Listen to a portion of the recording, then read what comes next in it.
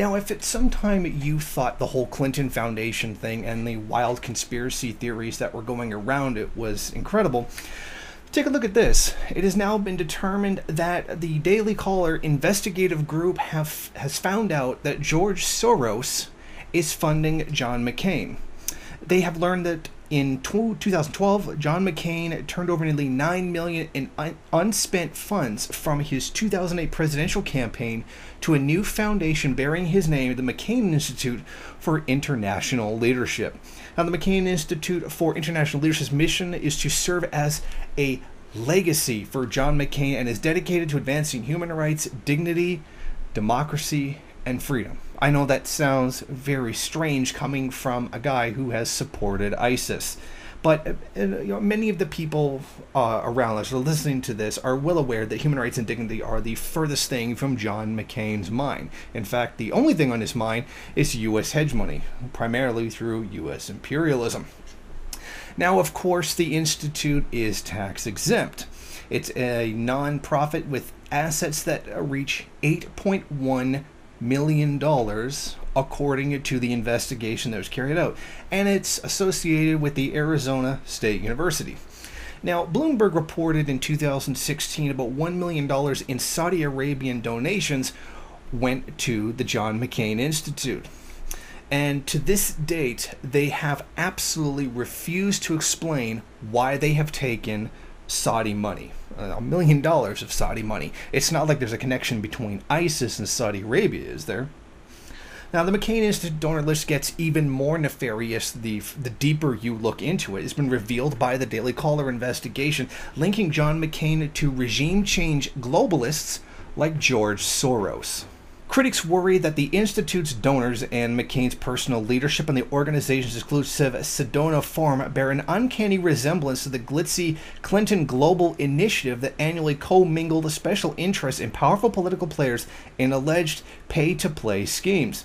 The Institute has accepted contributions as much as $100,000 from billionaire liberal activist funder George Soros from Tenneco, a for-profit company co-founded by Doug Mann and former President Bill Clinton's bagman. Tenneco has long helped enrich Clinton through lucrative speaking and business deals. Now, the McCain-Soros connection runs much deeper and may help explain why the Republican neocon appears to always be allied to, what they call globalist rhetoric. And, John McCain's always been a neocon, and there's no, it's not controversial to say that in any way, I think. But he has always been very much on the side of the neoliberal Soros. Think about his actions and his words on Ukraine, Syria, and Russian sanctions. Now, McCain and Soros reportedly became friends after the senator was exposed as a member of the Keating Five during the savings and loan industry scandal during former President George H.W. Bush's administration. As the S&L Bank chairman, Charles Keating paid $1.3 million to bribe 5 members of Congress to interfere with government regulators on behalf of the savings bank.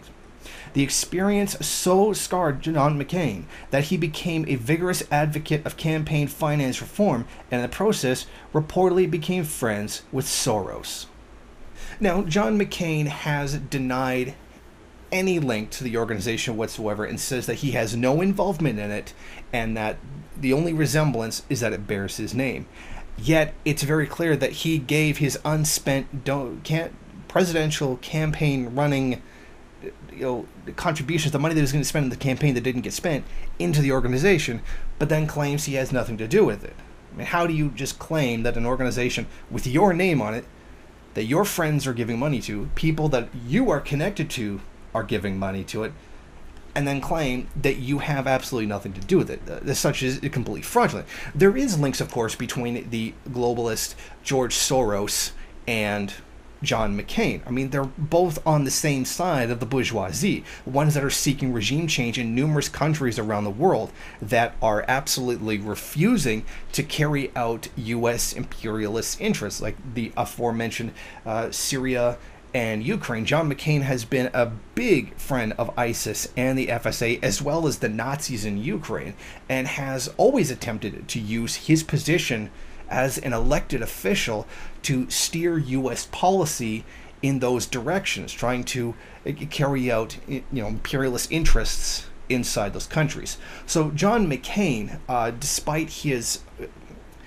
image by some people that that he's not a globalist, there's some people out there who feel that they can now look twice, seeing that he is now linked to George Soros, a known globalist. I think there's a lot wrong with that term globalist, but I think it's really just another way of saying a neocon, and they're pushing interest in that way. But now those who have been such adamant supporters of John McCain now have to think twice, because many of those same people denounce George Soros as being some kind of closet communist because he wants social peace in the first world but violent policy overseas.